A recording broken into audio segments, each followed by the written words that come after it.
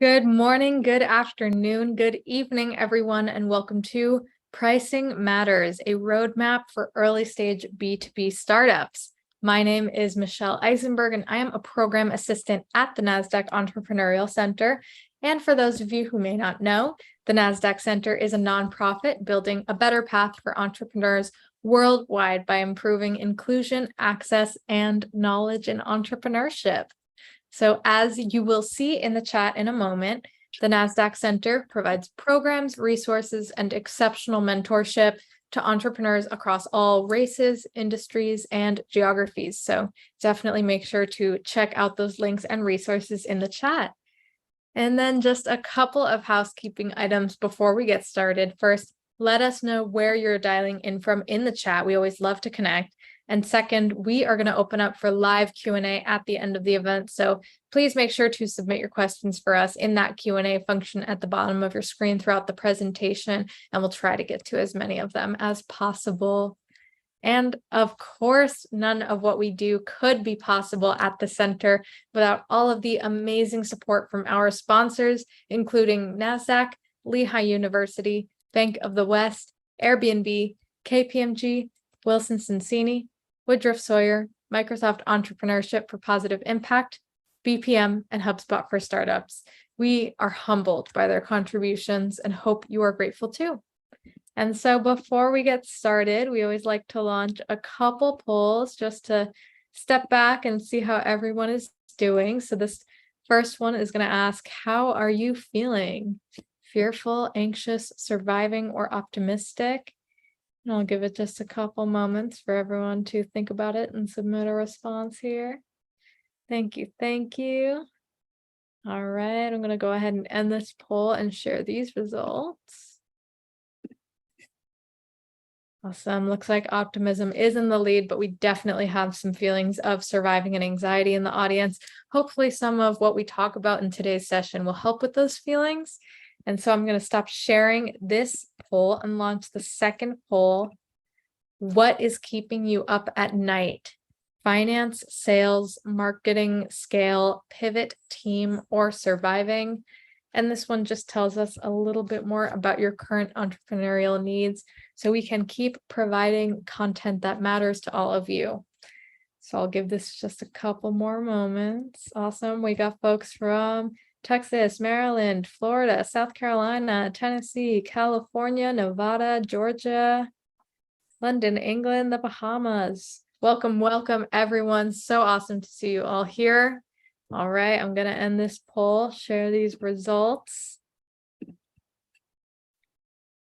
All right, it looks like sales coming up right before finance, but we do have some needs all across the board. So thank you all for participating. I'm going to stop sharing this poll. And without any further delay, please join me in giving the warmest welcome to our special guest, Ryan Glushkoff, founder and CEO of Fraction8. Ryan, it's such a pleasure to have you here. I'm going to pass it right over to you.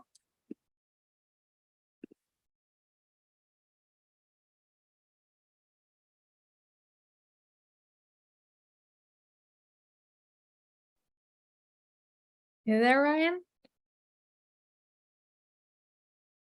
I am. Hi there. Sorry about that. I was on All mute. good. No worries. I'm sure that's not the first time. That's not the first time that's happened. Anyways, hi everyone. It's nice to meet you, and thank you to the Nasdaq Entrepreneurial Center for having me today. I'm looking forward to talking with everyone about pricing today for technology. I'll just give a quick shout out. I think I saw someone on the chat say they were from Charleston, South Carolina. That is where I am currently located. So hey to my local peeps out there. So let's dive in. So today, over the course of the next hour, maybe just under, since we'll leave some time for questions, give you a quick introduction on me, why it pays to focus on pricing, a process for you to think about pricing through and work through your pricing through, and then also some tactical how-to tips on how to find your pricing metric, how to inform willingness to pay, or that's the fancy consultant way of saying the price, meaning the number, and also how to inform packaging. So hopefully you'll leave today's session with some very practical, tactical tips that you can use to actually help inform what you should be charging for and how you should be charging for it. And then finally, we'll wrap up with some questions. And I know we've received some already, and I'm sure more will come in. So just a quick recap on me. I've seen pretty much software and technology from all different sides of the equation over my 20 plus years working in technology. I've worked in I came up through the marketing and product marketing ranks, but I've also and I focused on pricing. I started my introduction to pricing actually at Walt Disney World about 20 years ago in 2002. So if you book a ticket today at Walt Disney World in Orlando, Florida, you're using some of my handiwork from long ago that still exists. I've worked for mass market software companies and also enterprise software customers. So whether you're selling package deals or totally custom deals that are scoped on an individual basis, I've seen it and done it. And I also have worked on the pre and post sales sides of the spectrum. Although I've never carried a bag, but I've worked with tons of different sales reps. So if you all can do me one favor today, and that would be just to check me out on LinkedIn and connect with me. So this is your official invitation to connect with me and not just follow. I do post a lot of content on pricing. Some of it, most of it, I try and write myself. I don't use AI. So please feel free to connect with me on LinkedIn. My company is called Fraction8. It's kind of a throwback to my education in chemical engineering, but I specialize in pricing and product marketing expertise for B2B software and technology companies. I do work with technology companies that have heavy service components or have hardware components, although I tend to focus on the companies that are software led. So they may have services or hardware as some sort of ancillary part of their offering. And I typically focus on the software. And we'll get into kind of why that is. Fraction8 means to separate a mixture into its individual constituents based on its different properties. And you do that separation for different reasons. So that's kind of why my company is called what it is.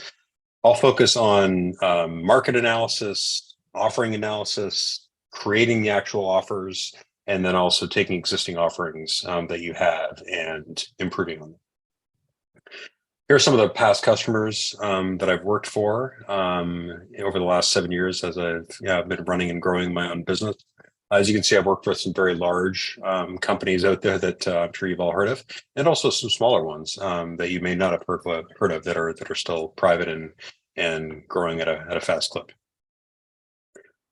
So why does it pay to focus on pricing? So this is a study that was done by a company called ProfitWell. It was based on 512 companies. And if there was a 1% improvement in the price they were able to charge, it resulted in a almost 13% improvement in operating profit. And as you can see, that kind of is much larger, almost double what it is, a 1% improvement in retention and acquisition.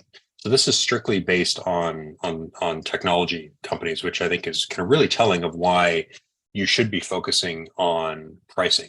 McKinsey did a very similar study to this about 30 plus years ago, where they compared a 1% change in your price that you're charging to selling more stuff or reducing your fixed or variable costs. And the results were pretty much the same. But I like this view a little bit better because it's much more current and it's specific to technology and software offerings. And what really is surprising to me about this graphic, and this gets validated with every company that I talk to and work with, is that they tend to focus on the inverse of these things. They tend to focus on acquisition first, retention second, and monetization / pricing third. And I think that's because pricing is just hard. It's something that requires a combination of qualitative and quantitative techniques, as we'll get into. But I just think that's such a funny little nuance that what people actually do is actually inverse to what the data says they should do. So pricing is really, really important. And I guess if you're on this webinar, it's kind of a tacit acknowledgement of that fact. But the perception of the price is just as important as the price itself. So buyers tend to equate price with value. So I tend to focus on B2B software sales. And the reason I do that is B2B sales tend to be much more of an ROI based sales, meaning, as an example, if I'm going to deliver $100,000 worth of value or savings to you, the customer, in a given year, it is very reasonable that you're willing to pay 10 to 20% of that value, meaning 10 or 20 grand a year, to get that value. So if you're paying 20 grand on a $100,000 return, you're expecting a 5x return. And that is a rational decision that buyers can make, which makes B2B pricing a little bit easier in my mind than B2C, where you've got some behavioral and emotional considerations to make. So pricing can either reel them in or drive them away. If somebody just looks at a price and says, "Oh my gosh, that's just too much too expensive than what I'm willing to pay," then that's got a negative effect. But if it's too cheap, it can also have the same effect. And I'll show you kind of how to measure that very practically later on in the presentation. And then finally, the options that you give a buyer drives the choice that they make. So, for example, if you're I'll give you an example in a B2C setting, just so that everyone can kind of understand what I'm getting at.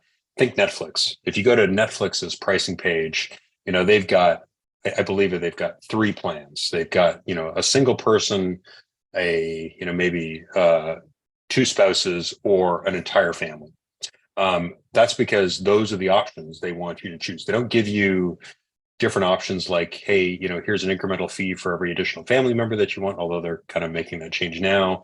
But really the options that you as the company decide to present to the market, those are the choices. Those are the only choices that your buyers are going to make. And that's why pricing is really important, because that speaks directly to your ability to scale as you want to scale as a company. Pricing is also very, very visible. So pricing, I always like to think of pricing, your business does a whole ton of stuff. You're doing marketing, you're doing sales, you're building a great product, you're maintaining a great product. You have customer success folks who are helping people gain value out of the system. You've got support that helps customers when they have an issue. Pricing is the exchange rate you put on all of that. So pricing is the exchange rate on the business, which the business must translate and justify. So whether it's product or UX, they've got to make sure that the right features get built so that the buyers buy and the users use. Sales and marketing, they have to make sure that the value of the offer is properly communicated to both buyers and to users. So they've got to make sure that the buyers understand the value upfront so that they buy, and they've got to make sure that the value is reinforced to the users so that they use and the buyers keep buying. And finally, customer success. The buyers need to realize that the value of the offering, and those users need to be kept happy. So there keeps needing to be this continuous reinforcement of the value that's being delivered, which helps underpin the price. Back to what our original example. They've got to make sure that they're realizing that $100,000 worth of value so that they can pay 10 or 20 grand per year for the service that you're providing. But the reason that folks tend to focus on acquisition first and pricing last, but they should focus on pricing first and acquisition last, is pricing is very, very hard. It's time consuming. It'll never be perfect. That's, I think, a hard truth that a lot of people have to kind of just acknowledge when you get into a pricing exercise. The market is evolving, your competitors are evolving, you're evolving. Therefore, once you have an understanding of what your pricing should be, it's probably a little bit out of date already. So you actually need to make pricing kind of just part of an iterative effort to make sure that it's constantly being researched and focused on and discussed. Pricing does require unique skills. Sure, there's a lot of math involved, but it's also kind of distilling some of those sometimes quite arcane mathematical concepts into practical recommendations practical wording for messaging and positioning. Pricing also needs a strategy. This is something that I know it seems obvious, but this is something a lot of people just skip over. So I like to think of there's first the business strategy. The pricing strategy is kind of a sub-bullet underneath the business strategy, and you're going to have individual objectives for your pricing, and then you're going to have different pricing strategies of how you achieve those objectives. And a pricing strategy should live at the individual product level, because different products can have different strategies and different objectives, but it also should live at a portfolio and a company level. And it needs to be easy. Now, this is a hard one. So pricing is one of those things that it's really easy to make hard, but it's hard to make easy. And I know I sound like Yogi Berra when I say something like that, but it really is true. So buyers have an information deficit, and it's your responsibility as the company to minimize the amount of friction in the sales process and be as transparent as you can with the customers. Customers should not need a degree in astrophysics in order to understand your pricing. They shouldn't have to be doing quadratic equations on your website to figure out, okay, what's my bill going to be each month? It should be very straightforward. And does that require some, I guess, some assumptions on your part and cutting some corners? Yeah, maybe. But it's really important that pricing is easy because people like easy pricing. And another thing, pricing is more than just price. So price is the number. Price is the dollar value that you're going to pay. Pricing is the architecture of the price plus the packaging that drives the customer decision. So the packaging is incredibly important. So there are some companies out there that I've worked with that, and this does work in some cases, but not in all, where they have kind of a Chinese menu style of packaging where it's build your own, where there's a million different, maybe not a million, but there's lots of different options to choose from. And there's many different combinations that a customer can end up having. Maybe they've enabled the ability to turn on individual features, or they've got everything structured as a module or an add-on. But if you have too many iterations, that makes scaling really, really hard. Now, it's a two-way street, though, because you want your pricing to be granular enough so that it captures the different segments in the market. And customer segmentation is incredibly important when it comes to pricing. But at the same time, too much granularity makes scaling almost impossible. So there is a happy medium there. And that is partially where, if you look at pricing as part art and part science, this is kind of where the science stops and the art begins, is kind of acknowledging that, okay, maybe this battle isn't worth fighting, and maybe we just offer, these three options, even though we could easily make the justification for 25.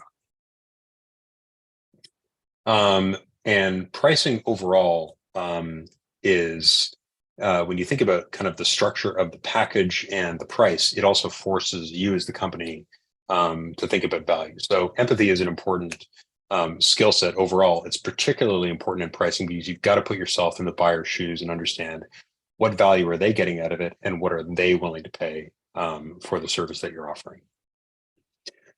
So when I say pricing, I'm also referring to what I call the offering structure. So consider those two kind of phrases synonyms. When I say an offering structure, this is what I'm looking at, or this is what I'm thinking about. I'm thinking of maybe 3 different plans, maybe plan 1, plan 2, plan X. Maybe there's 3, maybe there's 5. But generally, I like to follow some sort of good, better, best strategy. There's a ton of information online I've written on why good, better, best is a good thing.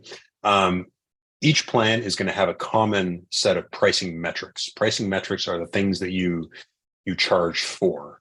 And I'll just pause on that for a minute. There's a lot of information online written about how do you find your right pricing metrics. You'll often see the phrase pricing metric and value metric kind of used interchangeably.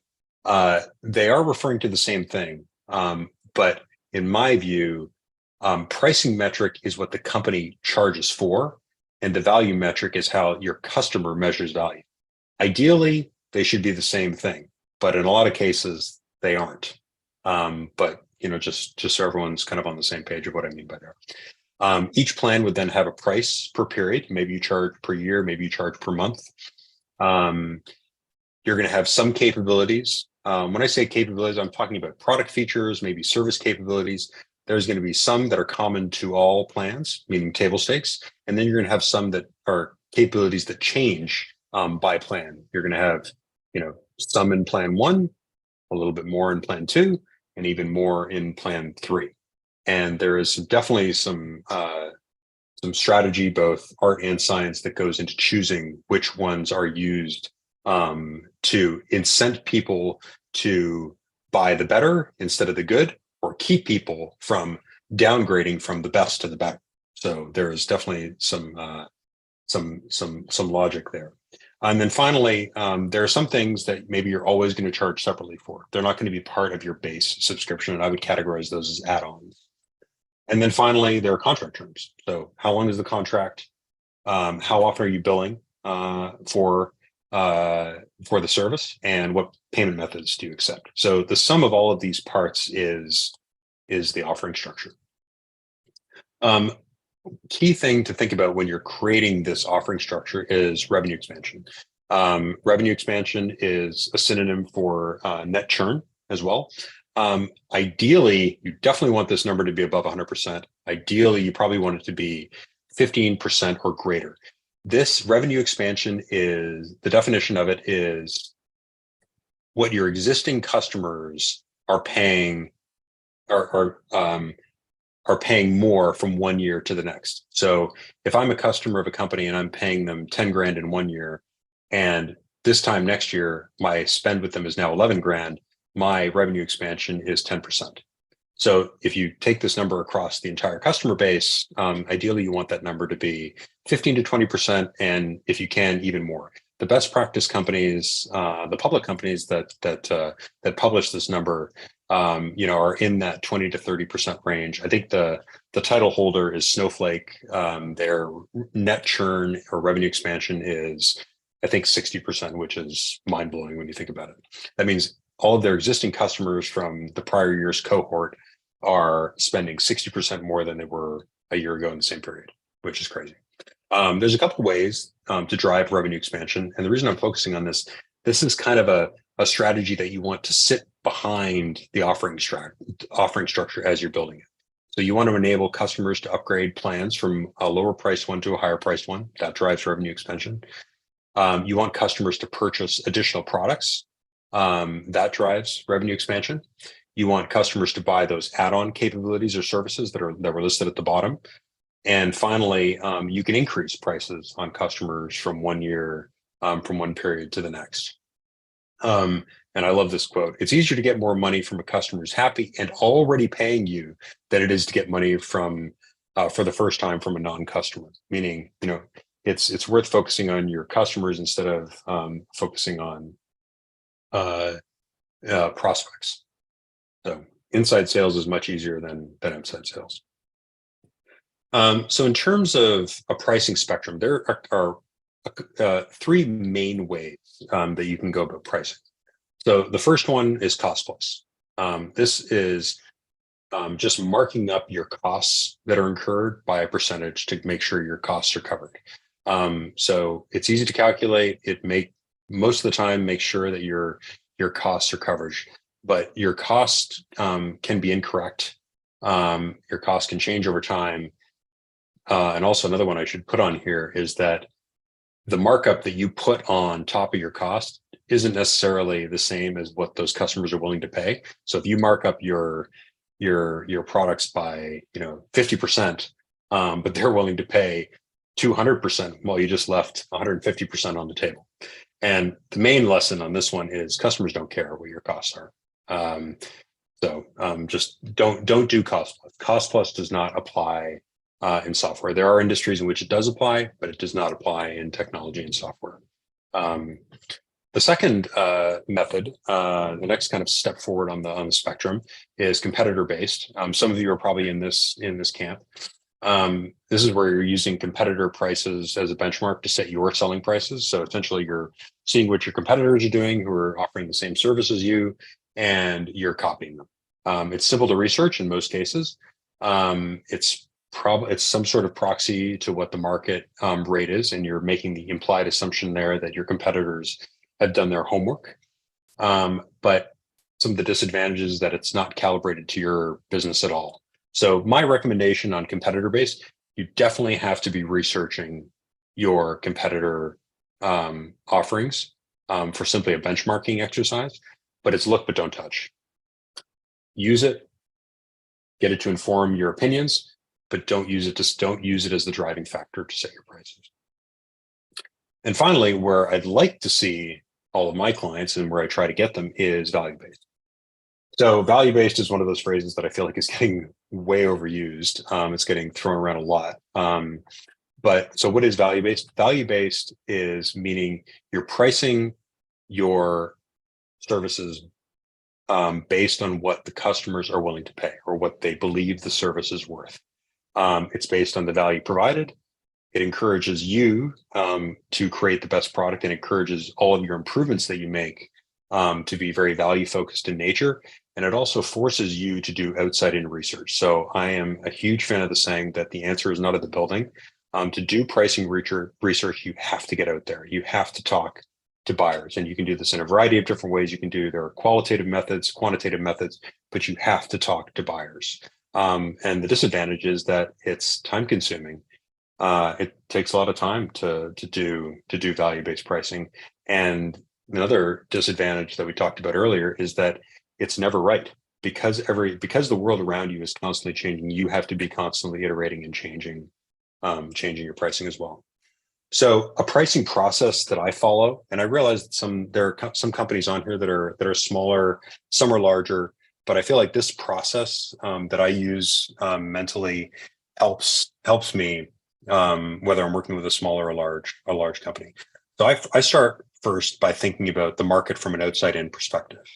And this means sizing the market. So knowing how many deals can I sell to in a given year. So this is the target addressable market, or TAM. It means understanding the buyer. So in a B2B sale, the buyer is not necessarily the user. In a B2C sale, the buyer is probably the same as the user. But understanding what the buyer's motivations are, what problems are they trying to solve, what value can I bring to solve those problems, how am I going to solve those problems, i.e. what features or capabilities do I need to offer, and what are they willing to pay? And then third is also understanding who is competing for those same opportunities. So who are those competitors out there? So that's kind of an outside-in view of kind of the first step in my process.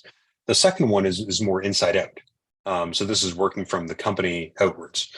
So this involves constructing a strategy derived from the business goals, which we talked about earlier. And this is building that offering structure that we looked at earlier. So what plans do I have?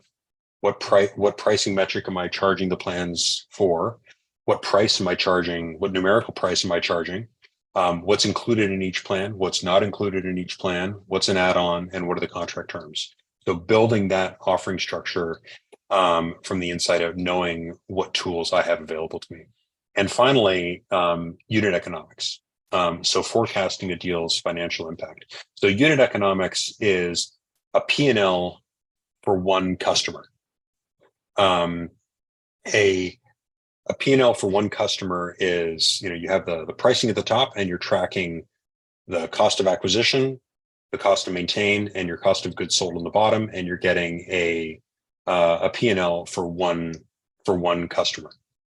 And when you listen to podcasts on growth and founders and folks who have started companies, or private equity or venture capital investors, unit economics is an absolutely critical thing that every single one of them mentions.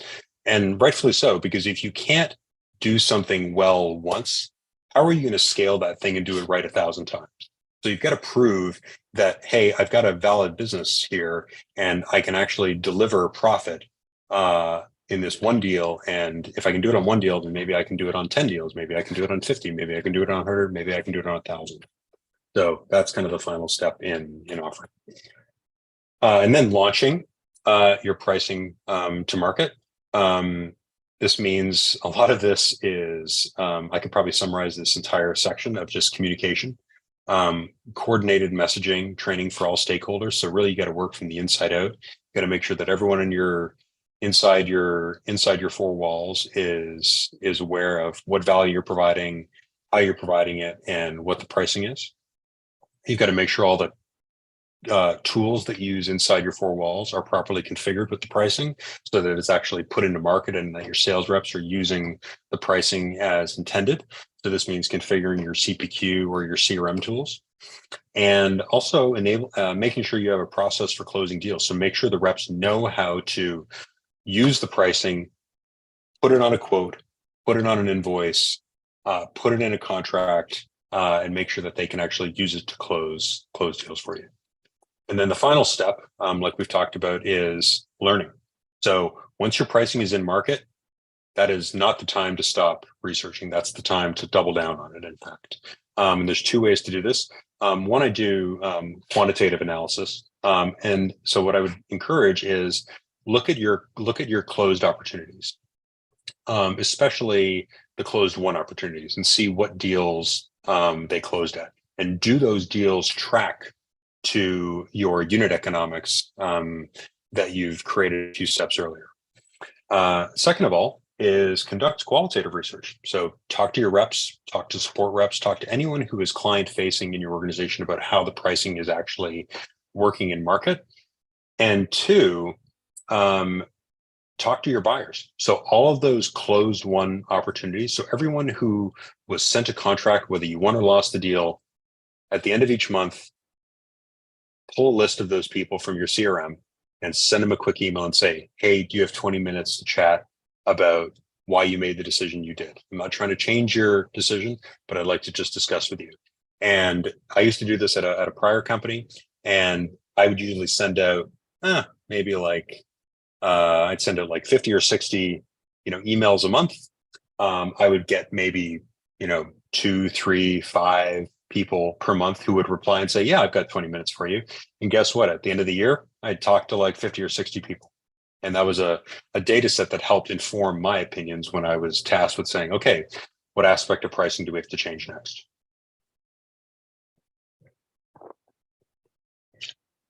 All right.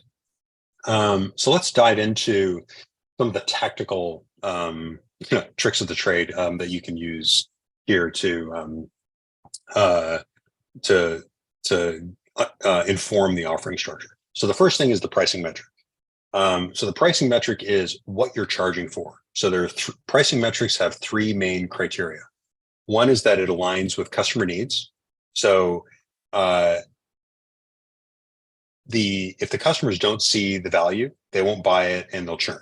So you've got to make sure that the value is clearly aligned with the pricing metric that you choose. I know a lot of folks use per user as their pricing metric. That is probably the kind of the default one that a lot of people use, but it's not necessarily the right one. So to put like a good example of this is a company like Vimeo, for example, a video viewing and sharing and publishing platform. Their pricing is charged based on a number of video views. Or another example would be HubSpot. HubSpot is an email marketing platform, and it's based on, or at least they've gone through different iterations, but it's usually based on the number of records in your database. Sometimes it's based on the number of emails sent, but as you can see, the value that's being delivered corresponds to how they're charging. So that's kind of criteria number one for pricing metrics. Number two is that it's easily understood by customers. Like I mentioned before, you shouldn't require a degree in astrophysics to understand how they're charging. So the more time it takes for a prospect to understand the pricing metric, the less likely it is they'll buy. They'll just get confused and say, okay, never mind, I'm out. But this is a very good way to make your pricing look simple. And before I actually get to the next one here, another kind of the other side of this, it not only has to be easy to understood by customers, but it has to be easily administered, managed, and measured by you, the company. So you should be able to, so for example, with video views for Vimeo, I'm sure Vimeo has a very easy way in their backend systems to understand, okay, this customer has published X number of videos, and each one of those videos was viewed Y times. Therefore, we're going to charge you, we're going to charge you this number based on the number of video views. So you want to make sure that not only is it easily understood by customers, but it's also easily tracked by you, the company. Whoops. And finally, you want this metric to grow with customers. So I'm going to say something that sounds a little controversial here, but it's not. This is one of those things that I'd say if you're against this, you got to get past that. As a customer gets more value out of whatever service you're providing, you have to charge more. And your pricing metrics should reflect that. Meaning, I'll say it again. If a customer gets more value out of your service, you should charge more. So this means that, so for example, the video views with Vimeo is a good example of that. As folks are watching more and more videos, Vimeo is charging more and more. That makes sense. So pricing metrics can take different forms. They can be input-based, meaning they correlate with the usage of the product. They can be users or records or something like that. More of them are output-based now. And this kind of speaks directly to value, so it correlates with some sort of output of the solution. Think maybe like number of automations complete, like a MuleSoft, which is a Salesforce company that focuses on integrations. And then finally, there can be outcome-based. These are a little more rare. I'd say more and more companies are moving in this direction, but they're really hard to get right because it's really hard to track the outcome from the company's perspective, but it correlates with business objectives. Think of like, okay, our pricing is based on what is your delta in revenue once you started using our solution, or we're going to start charging you based on your reduction in cost based on using our solution, that kind of thing.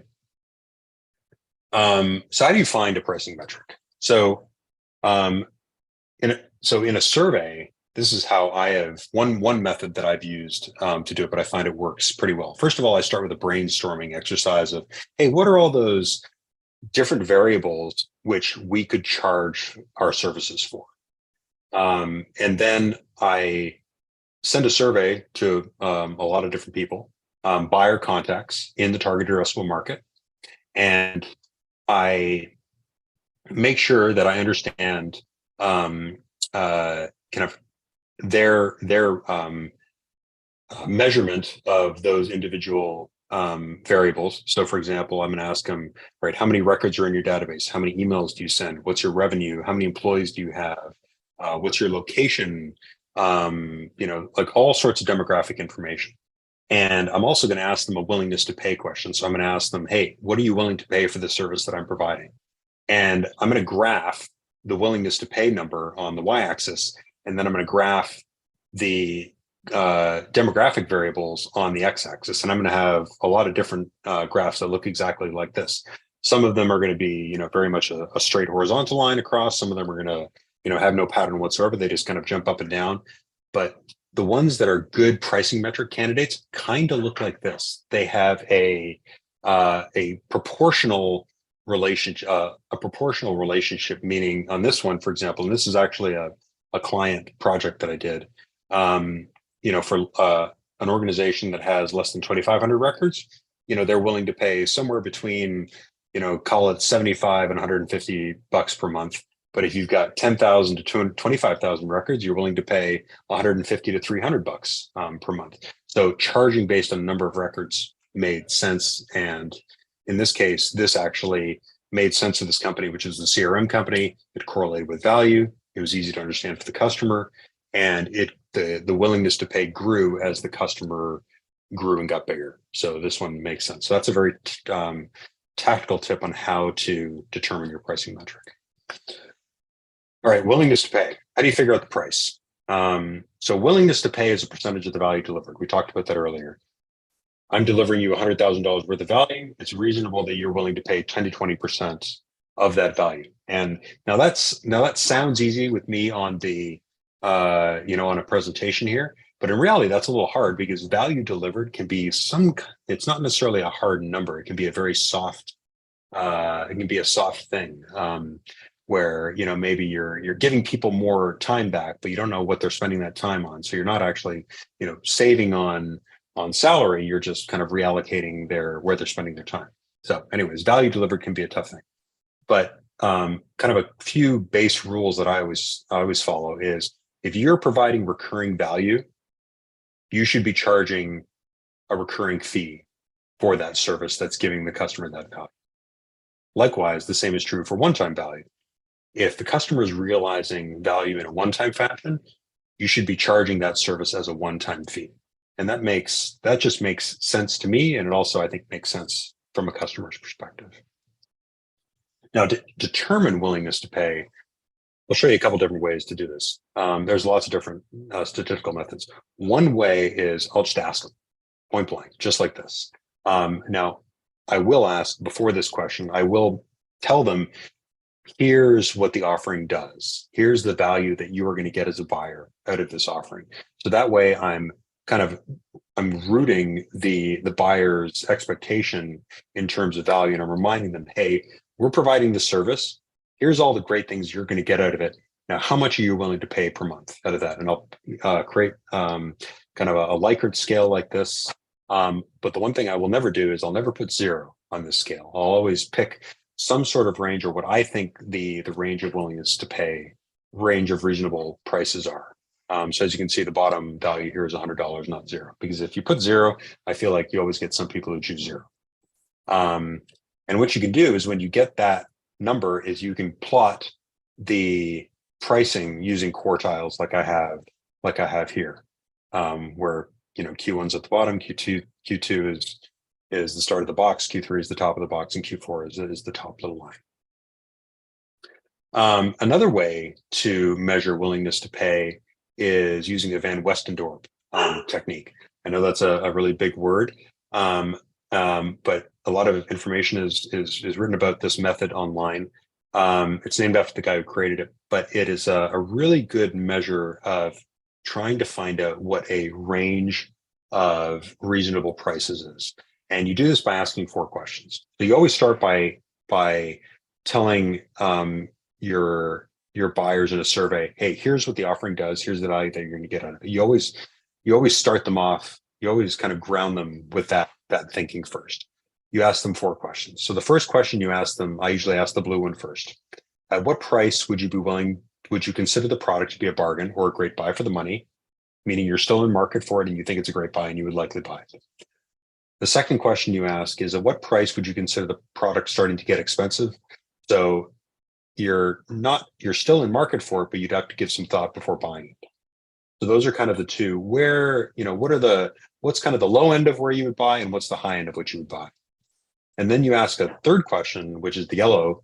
At what price would you consider the product too expensive that you would not consider buying it, meaning that you're no longer in market for it? And then you kind of come back with the red and say, now on the low end, at what price would you consider the product to be priced so low that you would feel the quality can't be very good, meaning it's too cheap? And what you do is you graph each of these lines. And I know this graph looks complicated, but follow me here for a second. For the bargain, what this graph is saying, when you look at percentage of respondents on the y-axis and the monthly subscription or willingness to pay on the x-axis, for a bargain, it's saying that 100% of people up in this corner, and you're at the top of the blue line, 100% of the respondents in the survey said they're willing to pay 0 or close to 0 for the solution. Then about 50% are willing to pay just over $100, and almost no one is willing to pay $300.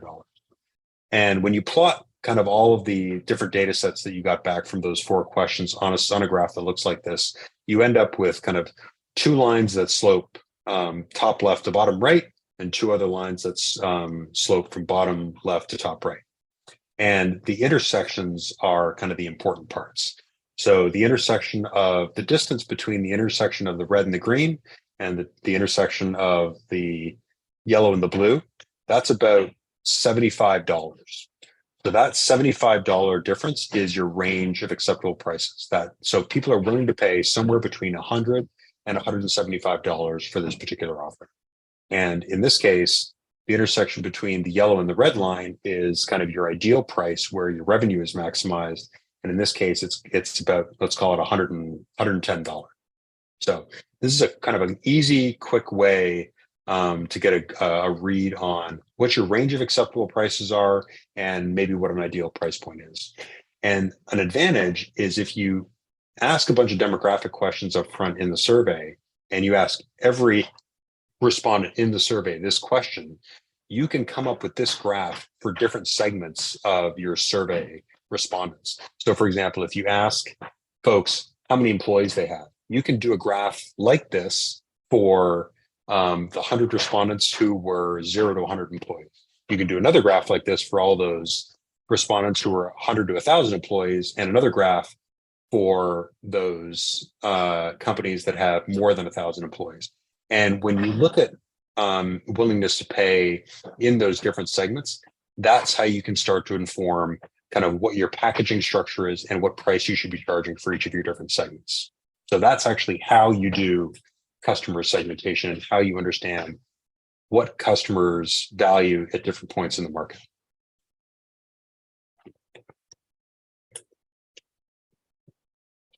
And finally, how to inform packaging. So packaging is challenging. I've been in a lot of rooms with folks where the conversation has gone something like this. Well, I think customers really value this feature. I've heard this anecdotally from a customer I talked to last week. They really love this feature, and I think it should go in the top level package, and we should give everyone access to it. And usually that's the extent of the data that someone is bringing to the table.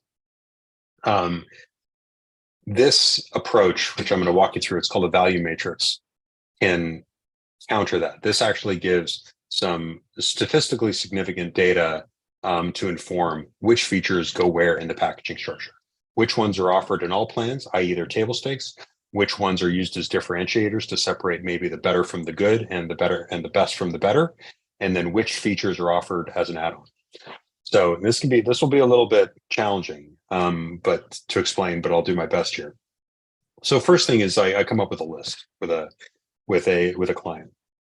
I'll usually choose 25 features that are likely candidates to be highlighted in or used to differentiate different offerings. So I'm going to pick the 25 features, number one, that I can turn off and on in the product, and two, that I think that deliver the most value to my customers. So I'm going to come up with that list, and I usually come up with like 50 or 100, and then I work with a client to like pare it down to the 25 that I think are worth investigating. I'm going to measure then the relative value of those product features and capabilities to one another. So I'm going to use a technique called a MaxDiff. This is a statistical technique, which you probably all have used, but may not have known that's what it was called, where they'll show you, I'm going to show you a list of 5 different features, and I'm going to ask you to pick, of the 5, your top feature and your most valued feature and your least valued feature. And I'm going to repeat that same exercise across all 25 features that I brainstormed in step 1. And I'm going to make sure that every feature gets asked the same amount of time. So I'm going to make sure that the survey has structural integrity. But what's going to happen is I'm going to get a relative value score of each of the 25 features to one another. So I'm going to be able to plot them. I'm going to give them a score of -1 to 1, and I'm going to plot them on this x-axis. Lower relative value features on the left, higher relative value features on the right. The third thing I'm going to do then in that same survey, I'm also asking for the willingness to pay of the overall solution. Customers don't tend to buy, or they can't ascribe a dollar figure to a specific feature. Buyers just don't think that way, for example. So instead, we're going to use what they're willing to pay for the overall solution as a proxy.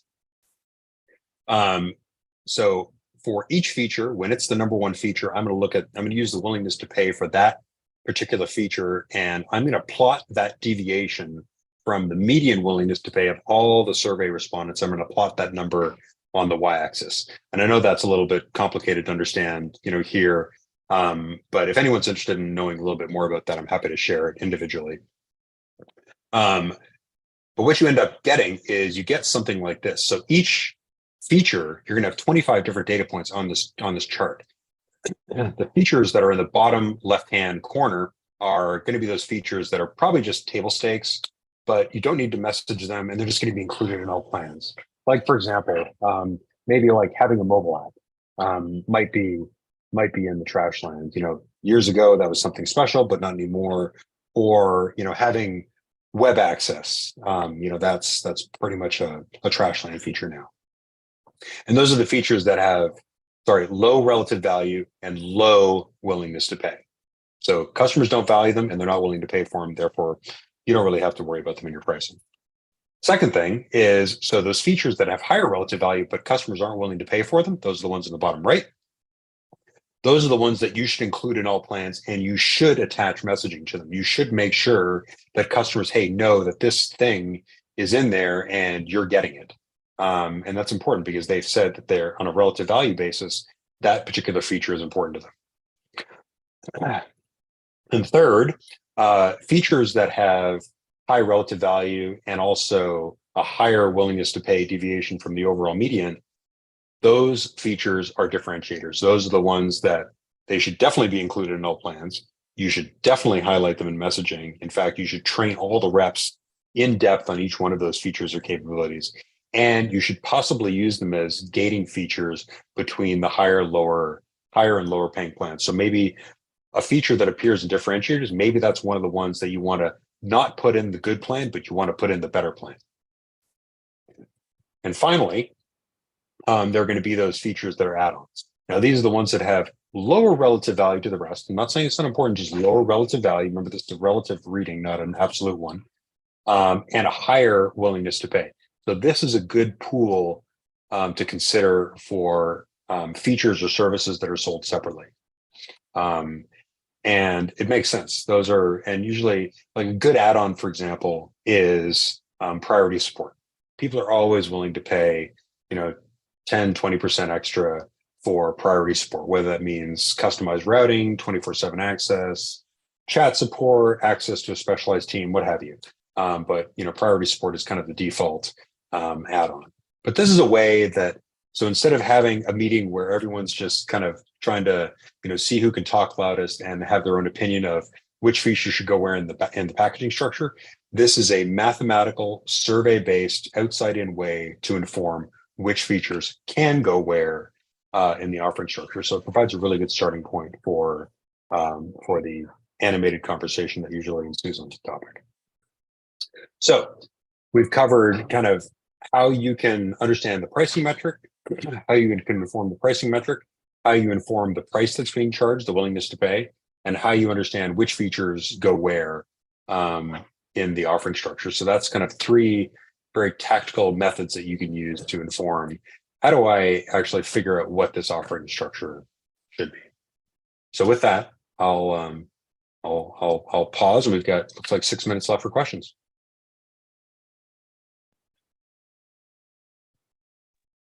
Wonderful. We've got some questions coming in. Thank you so much, Ryan. Sure. Kick off the live Q&A. We just had a question coming in. How can you price for growth and keep being competitive? Okay. Good one. So to price for both growth and competitiveness, I'd say you should be consistently keeping an eye on what and how your competitors are charging, like we talked about. So when I ran a product marketing team, I would task someone on my team, or in some cases I did it when I was the product marketing team. But I would look at Salesforce, which was our CRM at the time, and I would make sure that I knew who our top 5 competitors were kind of at any given moment. And I would always make sure that those top 5 competitors, I was going to their website and visiting their pricing page to understand how they were charging. I would try and do that every 3 to 6 months. And I would also take some other approaches too. I would ask our reps to always kind of, feed me invoices or contracts or quotes that came in from any one of those 5 competitors. So that I was always keeping abreast of kind of how those competitors were changing. And for growth, I think this kind of speaks back to unit economics. So I would compare your actual deal economics to your forecasted unit economics and ensure that you're getting the gross margin that your CFO wants. So in unit economics, kind of there's 3 main variables that I would kind of focus on. One is, deal size or a lifetime value. There's a bunch of ways you can measure that, but deal size is one important variable. Two is time to profitability. So how long does it take the revenue stream to equal the cost stream up until that point? And then third is after that time to profitability point, what's your gross margin? So what's revenue, minus cost over the revenue. And your CFO is going to have obviously a very strong opinion on what that number should be. But if, they're kind of really in charge of making sure the growth of the company is where it should be. So if you can ensure that the gross margin on a unit basis that you're actually getting on deals is what the CFO wants and what's being projected, then I'd say you're pricing for both competitiveness and growth. Wonderful. We have a couple questions here. How do these concepts apply to service-oriented businesses? So I think there's, like we talked about earlier, there's three approaches to pricing: cost plus, competitor-based, value-based. So service organizations, I think are at a minimum competitive base. So you want to make sure that you're kind of roughly in the same ballpark as your competitors, but ideally they're value-based because your people are not the same as their people. So if you can take the same approach that we talked here about, when you're measuring willingness to pay is, very, I would say, articulately describing, what the scope of your service is and how it is different from your competitors. And that would allow you to accurately measure willingness to pay for a services organization. Wonderful. Absolutely. And I think we have time for one more quick question here. Any quick tips to avoid undervaluing your product or your service, or finding a pricing solution when you don't have any real competitors in that market? Yes. Like I mentioned before, the answer is not in the building. So you should spend time understanding how your customers perceive and realize the value that you're providing, both qualitatively and quantitatively. So you can do this qualitatively, you can do it via one-on-one interviews. So I like to have in-depth hour-long conversations with buyer contacts that are in my target addressable market. They can be customers, but they don't have to be. Customers have already elected to go with you, so they kind of have a skewed viewpoint. Ideally, I want to be talking to white prospects, buyer contacts, and making sure that I'm understanding, what problems are you having in your business? What kind of solutions are you looking to solve those problems? What is the system? What does the solution actually have to do to solve the problem? How do you measure value? What are you willing to pay for it? Have an in-depth conversation with them. I tend not to focus on focus groups. Focus groups tend to give you 1.5 good opinions. I feel like you get one group-thinked opinion from the group, and then half an opinion from maybe a few other sort of dissenters. So I tend to steer away from focus groups. Quantitatively, I would do the surveys like we just talked about. I would measure willingness to pay. I would measure perception of value. I would measure feature preferences. I would measure contract term preferences. So I feel like qualitative techniques are very narrow, but go very deep, whereas quantitative techniques are more survey based, they're a little wider, but they don't go quite as deep. And, I feel like that if you're consistently doing that, that will help you make sure that you're not undervaluing and frankly not overvaluing the charges of your service. Awesome. Ryan, thank you so much for joining us and sharing these insights. It's been such a pleasure, and on behalf of the Nasdaq Entrepreneurial Center, we're just so thankful that you joined us. And to our audience, we would love for you to join us again for upcoming webinars, which you can view using that link that's going to be posted in the chat. Thank you guys so much for joining us, and we look forward to welcoming you back online with us soon.